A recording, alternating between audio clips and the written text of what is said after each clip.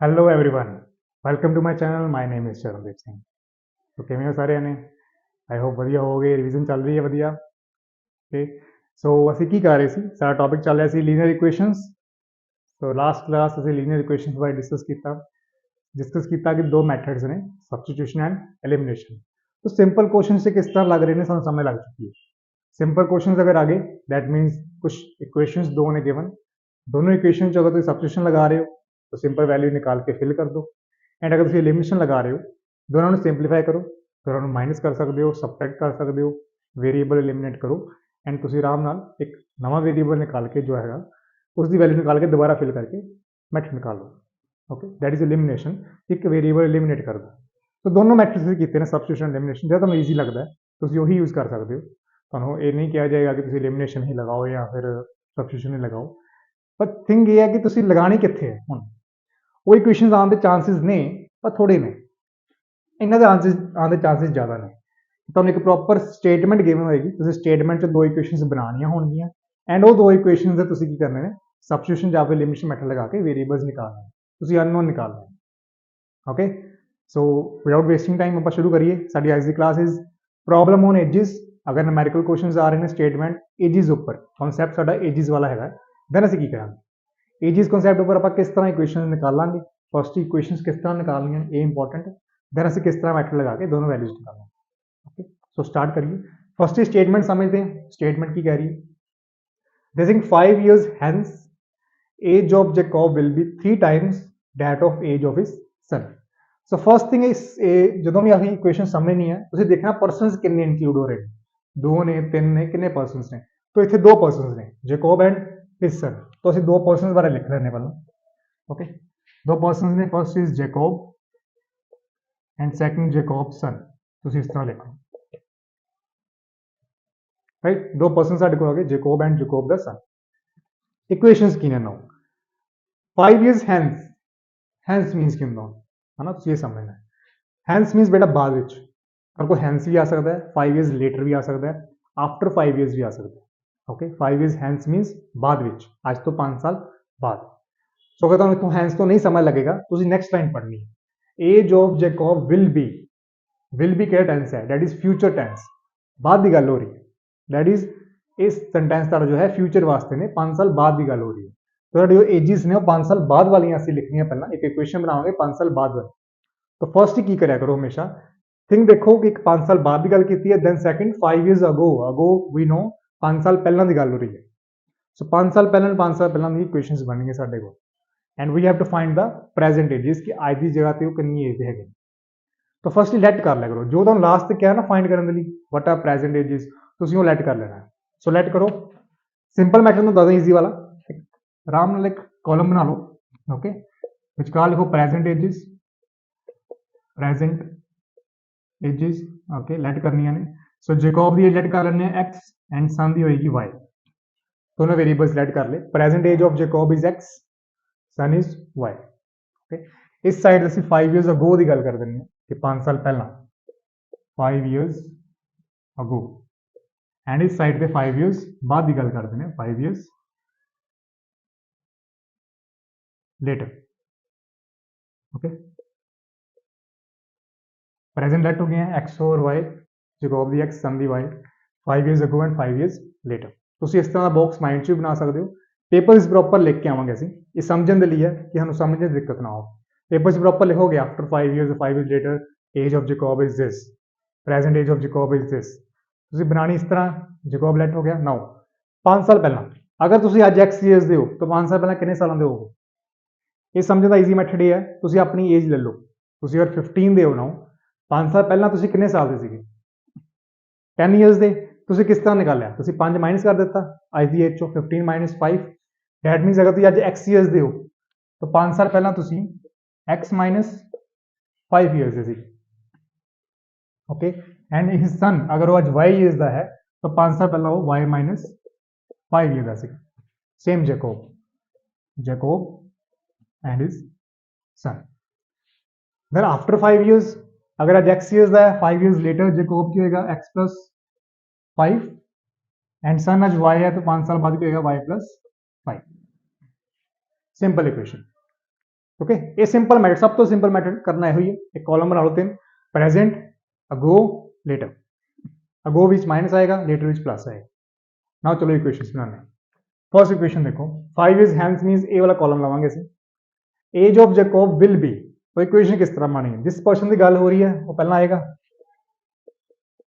According to equation according to question first equation x plus 5 means age of Jacob will be is was कितने भी आ जाए ਤੁਸੀਂ is equal to लगा देना okay यहाँ सारा लिए is equal to will be 3 times means multiply okay तो आएगा 3 more than 5 more than means plus less than means minus times means multiply so 3 times that is 3 multiply that of his son the age 5 साल बाद okay present नहीं 5 साल बाद वाली तो 5 साल बाद सन कितना है y प्लस 5 देखो पहली इक्वेशन जैकब दी एज तो 5 साल बाद जो एज होएगी that is 3 times age of his son वो भी 5 साल बाद वाला ओके सो पहली इक्वेशन करिए ओपन इसमें x plus 5 is equal to 3 into y 3y plus 15 transpose करो वेरिएबल एक साइड पे ले जाओ कांस्टेंट एक साइड पे so x minus 3y 5 positive negative हो जाएगा 15 minus 5 so x minus 3y is equal to 10 number equation 1 पहली इक्वेशन बन गई सिंपल इक्वेशन सिंपलीफाई की अलजेब्रिक एक्सप्रेशंस आप ओपन किया वेरिएबल्स एक साइड पे कांस्टेंट एक साइड पे कीते एंड इक्वेशन लिखती x minus 3y is equal to 10 first equation समझ लगी इसकी इजी सीगा सेकंड करिए नाउ 5 इयर्स अगो 5 साल पहला की गल हो रही है 5 साल पहला means again according to question 5 साल पहला मींस x माइनस 5 आज तो 5 साल पहला age of Jacob was again means equal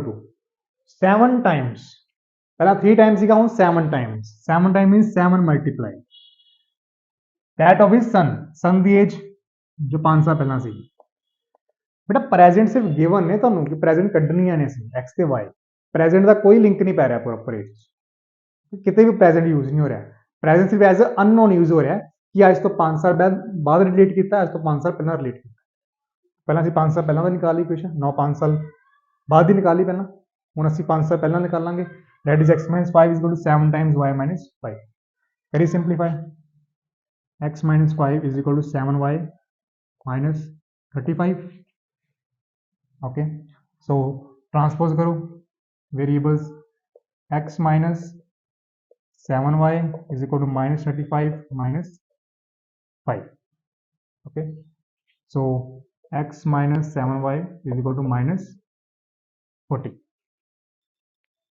minus 14 plus 40 plus आएगा इतने माइनस 30 आ जाएगी एक्स माइनस 5 और 7 times y minus 5 x minus 5 7 into y 7 into 5 35 transposing की 7y पॉजिटिव है इधर आके नेगेटिव हो गया माइनस 35 ऑलरेडी इतने पिया सीगा इस करके माइनस ही लिख दिता एंड 5 इधर नेगेटिव सीगा ट्रांसपोज हो गए पॉजिटिव हो गए जो जी ऑलरेडी उधर हैगी है तुसीं उसदा साइन ही चेंज करना मोस्टली बच्चे गलती करते हैं ओके वो इसका साइन ही चेंज करेंगे जिसनों लैके आए जो ऑलरेडी पे उसका साइन चेंज कर देंगे वो लिख देंगे 5 प्लस 35 इस तरह नहीं करना बेटा ये सेम रहेगा माइनस 35 ये चेंज होएगा प्लस 5 सोल्व किया है x minus 7y is equal to minus 30 equation number 2 okay दोनों इक्वेशंस आ गया नाउ केड़ा मेथड लगाना चाहोगे एलिमिनेशन सब्स्टिट्यूशन जेड़ा भी लगाना चाहोगे ये लगा सकते हो सिंपली एलिमिनेशन ना इजी निकल जाएगा because x and x variable option 1 नहीं तो एलिमिनेशन लगाने हैं इजी आ जाएगा okay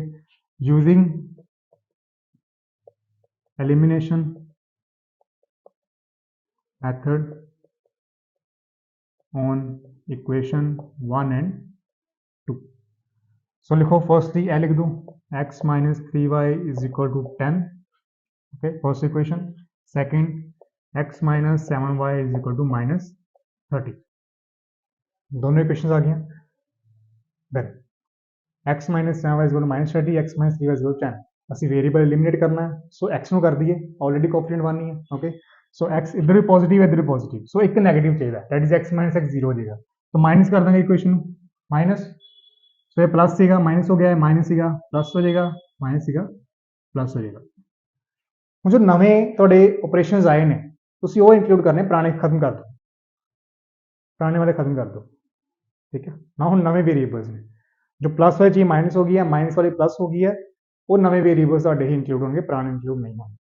okay so x minus x 0 cutting होगी, plus 7 minus 3 plus minus minus 7 minus 3 is 4y is equal to 30 plus 10 is 40। तो समय लग रही है अगर 4 बाय 40 है 4 ट्रांसपोज होएगा, 40 बाय 4 कितना होता है 10, सो y कितना आ गया 10, 4y is equal to 40, y is equal to 40 by 4 that is equal to 10, so y is equal to 10। who is y? y is sun। so ਅੱਜ ਦੀ ਡੇਟ 'ਚ ਪ੍ਰੈਜ਼ੈਂਟ ਵਿੱਚ सन ਦੀ ਏਜ ਕਿੰਨੀ ਹੈ 10 ਇਅਰਸ। ਓਕੇ ਹੁਣ ਅਸੀਂ x ਨਿਕਾਲਣਾ ਹੈ ਤਾਂ elimination ਕੀਤਾ ਸੀਗਾ, ਫਸਟ ਹੀ ਐਲੀਮੀਨੇਟ ਕੀਤਾ, ਦੈਨ ਸੇਮ ਜੋ ਵੇਰੀਏਬਲ ਨਿਕਲਿਆ ਉਸ ਨੂੰ ਕਿਸੇ ਦੋਨੋਂ ਇਕੁਏਸ਼ਨ 'ਚ ਇੱਕ ਵੈਲਿਊ 'ਚ ਫਿਲ ਕਰ ਦਿਓ, ਜਾਂ ਫਸਟ ਇਕੁਏਸ਼ਨ 'ਚ ਫਿਲ ਕਰ ਦਿਓ ਜਾਂ ਸੈਕੰਡ 'ਚ। तो फर्स्ट कर दिए, फर्स्ट कर देने put y in 1, put y in equation 1, so x minus 3y is equal to 10, so x minus 3y is already 10 is equal to 10, so x minus 30 is equal to 10, x is equal to transpose करेंगे 10 plus 30, x is equal to 40। तो means आज की as च Jacob कितने years का है 40 years का, Jacob 40 का आ गया एंड सन 10 का आ गया, 40 10, तो दोनों एजेस निकल गए। ओके तो वेरीफाई भी कर सकते हो कि आंसर सही है कि नहीं सही है। देखो आज तो 5 साल बाद है ना, 5 साल बाद मीन ये 15 हो जाएगा, तो जैकोब 45 का हो जाएगा, हाँ ये 15 ईयर्स है 45 ईयर्स का। तो फिर इक्वेशन है कि आज तो 5 ईयर्स बाद जैकोब 3 टाइम्स होएगा तो सन तो अगर सन 15 का हो गया तो Jacob 3 times of son means 3 into 15 45। Okay same answer आ गया, तो वेरिफिकेशंस भी नाल ही हो जाएंगे। ओके बोर्ड 'ਚ बेटा तुहानूं कोई नहीं दस्सण आएगा कि सम सही है कि गलत है, कोई क्लास टीचर नहीं आएगा, कोई तुहाडा क्लास टीचर नहीं आएगा, सिंपल कोचिंग टीचर नहीं आएगा, तुहानूं खुद ही दसना पैना कि सम सही है कि नहीं। तो ट्रिक्स यही ने कि ਅਸੀਂ खुद वेरिफिकेशन कर दी नाल ही। ओके देखो हुण की कीता ਅਸੀਂ फर्स्टली इक्वेशन गिवन है, इक्वेशन ਨੂੰ ਅਸੀਂ एनालाइज करांगे, एनालाइज करके दैन कॉलम्स बनाए 3, एक प्रेजेंट डेज की गल हो रही है, then 5 years ago 5 years later. अगर प्रेजेंट एक्स वाई ने 5 साल पहले x minus 5 y minus 5 x plus 5 y plus 5 5 years later. Equation बनाई 5 साल बाद Jacob will be that is equal to 3 times son. Equation simplify करी, एक इक्वेशन आ गई x minus 3 y is equal to 10। Second according to question Jacob again 5 years ago that is x minus 5 was means equal to 7 times सन। Equation simplify करी, second आ गई x minus 7 y is equal to minus 30। तो elimination method लगाता तो ये substitution लगा सकते हो, जो ईजी लगता तुहाडे ते डिपेंड करता है। एलिमिनेशन थोड़ा ईजी सीगा, असीं वो लगाता ऑलरेडी कोएफिशिएंट सेम ने, एक्स एंड एक्स में कैंसल किया, 7 to 3 के 4 वाई इज इक्वल टू 10 आ गया, वाई में फिल किया पहली इक्वेशन एक्स 40 आ गया, फिर सैकेंड च करोगे फिर 40 आएगा। ओके सो ये साडा एज वाला कॉन्सैप्ट, एज के कॉन्सैप्ट के सम्स आने के चांसिस ज़्यादा हैं। ओके एज कॉन्सैप्ट हो गया बेटा, फ्रैक्शंस हो गया, स्पीड एंड टाइम हो गया, ओके अपस्ट्रीम डाउनस्ट्रीम हो गया, पाइप एंड सिस्टम हो गया, कुछ 5 टॉपिक मिलकर बनते हैं। थोड़े 5 क्लासेस मीनस एक बाकी 4 क्लासेस होर होनी है जो ना सारे टॉपिक्स उपर होनी है। ओके तो असं कॉन्सैप्ट समझ रहे हैं, कॉन्सैप्ट देखो कभी भी हम एजिस का कॉन्सैप्ट आए जो भी फाइंड करना प्रेजेंट एज वो लिख दी।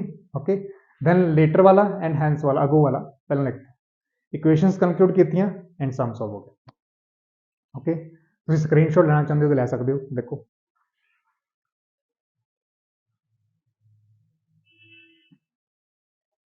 राइट। सो ईजी सीगा सम, आई होप सारे समझ लगा होगा, अगर नहीं समझ लगा तो कमेंट च दस सकते हो, आप इस सम इस टॉपिक में दोबारा करांगे किसी नवी एग्जाम्पल के नाल। ओके बिकॉज ये सम्स इंपॉर्टेंट ने, ऐसे सम आने चांसिस ज़्यादा ने, तो जो सम आने चांसिस ज़्यादा होंगे ने हमेशा वो सम वाल फोकस करा करो। ओके फालतू ना कुछ भी करा करो, तेरे को फालतू टाइम वेस्ट करनी टाइम नहीं है, टाइम उही रहेगा जो इंपॉर्टेंट तेरे को इस वेले है। ओके अबाउट 2 to 3 मंथ, सो सारा टाइम ही यूटिलाइज करा करो। जिन्हें सम्स अगर तुम पता है चांसिस आने ज़्यादा ने तो इन्होंने सॉल्व करने की ट्राई करो, जिन्हें एनसीईआरटी ने सॉल्व करो, जिन्हें रैफरेंस बुक्स ने सारे वो सॉल्व करो, जिन्हें भी एजिस वाले सम एक मैं तुम करवाता, बाकी खुद ट्राई करो। अगर नहीं समझ आ रहे दैन मैनू मैसेज कर दो, सेम कॉन्सैप्ट सेम क्वेश्चन तुम लिख के भेज सकते हो, असं इतने सॉल्व करा।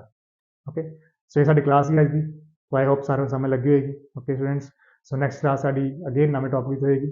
ਸੋ everyone thank you for joining subscribe our channel ਐਵੇਂ ਦੀ ਇਨਫੋਰਮੇਟਿਵ ਵੀਡੀਓਜ਼ ਤੁਹਾਨੂੰ ਮਿਲਦੀਆਂ ਰਹਿਣਗੀਆਂ ਓਕੇ ਵਧੀਆ ਕਨਸੈਪਟਸ ਮਿਲਣਗੇ ਬੇਟਾ ਤੁਹਾਨੂੰ ਹਮੇਸ਼ਾ ਆਪਾਂ ਇੱਥੇ ਕਨਸੈਪਟ ਦੀ ਗੱਲ ਕਰ ਰਹੇ ਹਾਂ ਬਾਰ-ਬਾਰ ਜਿਸ ਨੂੰ ਕਨਸੈਪਟ ਕਲੀਅਰ ਹੈ ਨਾ ਜਿਸ ਦੇ ਕਨਸੈਪਟ ਕਲੀਅਰ ਨੇ उसਨੂੰ बेसिक ਤੇ स्टैंडर्ड 'ਚ ਕੋਈ ਫਰਕ ਨਹੀਂ ਪਤਾ ਲੱਗਦਾ ਉਹਦੇ ਲਈ ਬੇਸਿਕ ਤੇ ਸਟੈਂਡਰਡ 'ਚ ਕੋਈ ਫਰਕ ਨਹੀਂ ਹੈਗਾ ਉਹ ਸਟੈਂਡਰਡ ਦਾ ਪੇਪਰ ਵੀ ਦੇ ਦੇਗਾ ਉਹ ਬੇਸਿਕ ਦਾ ਪੇਪਰ ਵੀ ਦੇ ਦੇਗਾ ਓਕੇ तो ਜਿਹੜੇ ਬੱਚੇ ਨੇ ਬੇਸਿਕ ਸਟੈਂਡਰਡ ਨੂੰ ਬਹੁਤ ਵੱਡਾ ਬਣਾਇਆ ਹੈ ਨਾ ਇਸ਼ੂ ਕਿ ਇਹ ਬੇਸਿਕ ਸਟੈਂਡਰਡ ਹੈ ਜਿਸ ਬੱਚੇ ਦੇ ਕਨਸੈਪਟ ਕਲੀਅਰ ਨੇ ਉਹ ਬੇਸਿਕ ਵੀ ਕਰ ਲੇਗਾ ਸਟੈਂਡਰਡ ਵੀ ਕਰ ਲੇਗਾ ਪਰ ਜਿਸ ਦੇ ਕਨਸੈਪਟ ਨਹੀਂ ਨਾ ਕਲੀਅਰ ਹੈਗੇ ਫਿਰ ਉਹਦੇ ਕੋਲ ਬੇਸਿਕ ਦਾ ਪੇਪਰ ਵੀ ਨਹੀਂ ਹੋਣਾ ਸਟੈਂਡਰਡ ਤੇ ਗੱਲ ਛੱਡ ਦਿਓ ਜੋ ਸਿਰਫ ਰੱਟੇ ਮਾਰਨ ਤੇ ਲੱਗਾ ਹੋਇਆ ਨਾ ਕਿ ਅਸੀਂ ਪੇਪਰ ਬਸ ਰੱਟੇ ਮਾਰ ਕੇ ਕਰਨਾ ਉਹਦੇ ਕੋਲ ਨਹੀਂ ਹੋਏਗਾ ਓਕੇ ਸੋ ਓਕੇ then ਮਿਲਦੇ ਹਾਂ ਆਪਣੀ next class bye everyone bye class thank you